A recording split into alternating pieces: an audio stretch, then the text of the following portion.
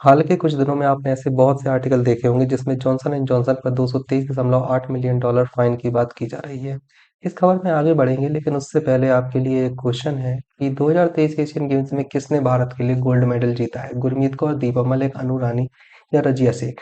यहाँ पर राइटर्स की एक खबर है जिसमें कहा गया है कि जॉनसन एंड जॉनसन पर 223.8 मिलियन डॉलर का फाइन लगाया जा रहा है टेलकम कैंसर केस में। अब टेलकम कैंसर केस है क्या, ये मैं आपको आगे समझाता हूँ। हुआ ये कि न्यू जर्सी अमेरिका में एक जगह है जहाँ की 22 महिलाएं न्यू जर्सी कोर्ट में गई। उनका ये कहना था कि जॉनसन एंड जॉनसन के प्रोडक्ट में इस तरह के इंग्रेडिएंट का इस्तेमाल किया जाता है जो कि ह्यूमन बॉडी के लिए काफी नुकसानदायक होते हैं। जब न्यू जर्सी कोर्ट में टेस्ट किया गया और ये पाया गया कि महिलाएं सही बोल रही है, तो महिलाओं के फेवर में फैसला दिया गया और जॉनसन एंड जॉनसन पर दो तरह के डैमेज कंट्रोल फाइन लगाए गए। पहला फाइन था 37.2 मिलियन डॉलर का, जो कि कंपनसेटरी डैमेज के तौर पर लगाया गया। दूसरा फाइन था 750 मिलियन डॉलर का, जो कि प्यूनिटिव डैमेज के तौर पर लगाया गया। लेकिन ये जो 750 मिलियन डॉलर का फाइन था, ये बाद में घटकर स्टेट लॉ के दौरान 186.5 मिलियन डॉलर तक हो गया। वहीं दूसरी तरफ अगर हम बात करते हैं तो मिस्टर एरिक हैस, जो कि जॉनसन एंड जॉनसन के world wide vice president of litigation है, इनका कहना है कि जॉनसन एंड जॉनसन के प्रोडक्ट में किसी भी तरह से एस्बेस्टस एज अ कंपोनेंट इस्तेमाल नहीं होता है। अगर हम जॉनसन एंड जॉनसन की ऑफिशियल वेबसाइट पर जाते हैं तो यहाँ पर इनके प्रोडक्ट इंग्रेडिएंट पे कहीं पर भी एस्बेस्टस को मेंशन नहीं किया गया है। मैं नीचे स्क्रॉल करता हूँ, यहाँ पर कहीं पर भी एस्बेस्टस को मेंशन नहीं किया गया है, देखिए। लेकिन बेबी पाउडर में मेनली अगर आप एस्बेस्टस का इस्तेमाल करते हो तो आपको ओवेरियन कैंसर और पेरिटोनियल कैंसर जैसे घातक कैंसर हो जाते हैं। और इस बात की पुष्टि अमेरिकन कैंसर सोसाइटी भी करती है कि अगर टेल्कम पाउडर में आप एस्बेस्टस का इस्तेमाल करते हो तो इससे आपको लंग कैंसर जैसा घातक कैंसर भी हो सकता है। अमेरिकन कैंसर सोसाइटी एक नो प्रॉफिट कॉपरेशन सोसाइटी है जो कि कई बार अमेरिकन गवर्नमेंट को भी सलाह देती है कैंसर की रोकथाम के लिए उन्हें क्या क्या कदम उठाने चाहिए। इसके अलावा वर्ल्ड हेल्थ ऑर्गेनाइजेशन की associate international agency for research और कैंसर ने भी एस्बेस्टस को मेन कंपोनेंट माना है एज अ कैंसर। इनका भी कहना है कि यदि एस्बेस्टस का इस्तेमाल होता है तंबाकू में, स्मोक में, किसी भी तरह से, तो आपको कैंसर होने की संभावना करीब 44% तक इंक्रीज हो जाती है। यहाँ पर द बिजनेस स्टैंडर्ड का एक आर्टिकल है आपके सामने कि डेवलप, अब देखिए ये ध्यान देने वाली बात है कि Johnson and Johnson mainly US based company है, लेकिन यूएस, कनाडा और इसके अलावा यूके जैसी जो डेवलप्ड कंट्री है, इन्होंने भी जॉनसन एंड जॉनसन पर बैन लगाया हुआ है। लेकिन बांग्लादेश जैसी जो डेवलपिंग कंट्री है, इन्होंने अब तक जॉनसन एंड जॉनसन पर बैन नहीं लगाया बल्कि इम्पोर्ट कर रहे हैं। इसका मेन रीजन ये है, पहली बात तो बांग्लादेश में इंडस्ट्री लेवल इतना ज्यादा नहीं है कि वो अपनी लोकल ज़रूरतों को पूरा कर पाएँ, इसलिए उन्हें इम्पोर्ट करना पड़ता है। और दूसरी बात ये भी है कि बांग्लादेश में अभी इस तरह की टेस्टिंग फैसिलिटी उपलब्ध नहीं है जो कि पाउडर को टेस्ट कर सके और उसमें हानिकारक इंग्रेडिएंट का पता लगा पाए।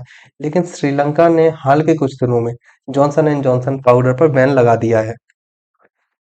जॉनसन एंड जॉनसन को इसके अलावा भी काफ़ी परेशानियाँ उठानी पड़ी हैं। ये आर्टिकल है जिसमें कि महाराष्ट्र हाई कोर्ट ने जॉनसन एंड जॉनसन पर बैन लगा दिया था, ये देखते हुए कि जॉनसन एंड जॉनसन में पीएच लेवल 9.285 था, जबकि ह्यूमन बॉडी के लिए एक्सेप्टेबल पीएच लेवल 5.5 से 8 तक माना जाता है। बाद में जब जॉनसन एंड जॉनसन ने अपने प्रोडक्ट में सुधार किया और पीएच लेवल को एक्सेप्टेबल रेंज पर लेकर आए, तो महाराष्ट्र हाई कोर्ट ने बैन हटा लिया।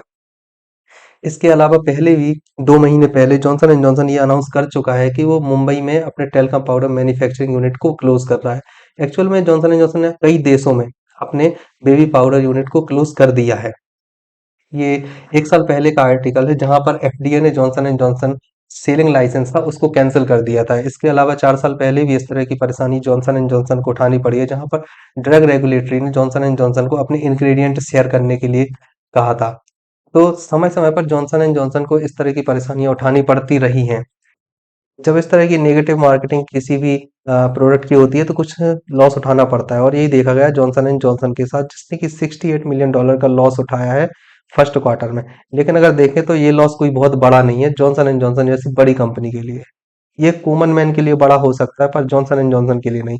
मैं आपको दिखाता हूँ, ये देखिए जॉनसन एंड जॉनसन की पोजीशन सेकंड है अगर देखा जाए तो रेवेन्यू के मामले में, और पिछले साल ही जॉनसन एंड जॉनसन ने 94.94 बिलियन का रेवेन्यू कमाया था 2022 में, और ये रेवेन्यू बढ़कर 2023 में 97.77 बिलियन का हो गया, जो कि पिछले साल से 2.29% इंक्रीज है।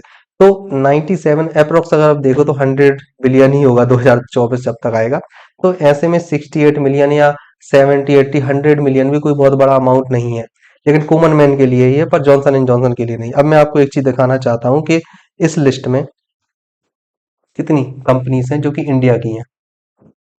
मैं नीचे स्क्रॉल करता हूँ।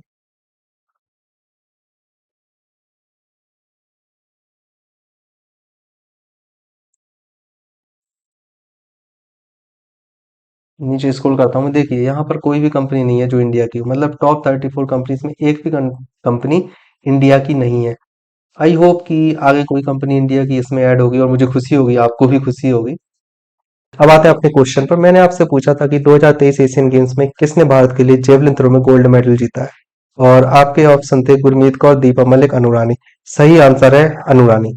यहाँ पर आप देख सकते हो ये आर्टिकल है कि अनुरानी ने एशियन गेम्स में गोल्ड मेडल जीता है जेवलिन थ्रो में। अनुरानी 31 ईयर्स ओल्ड वुमेन है जो कि गोल्ड मेडल जीता है इन्होंने। Thank you.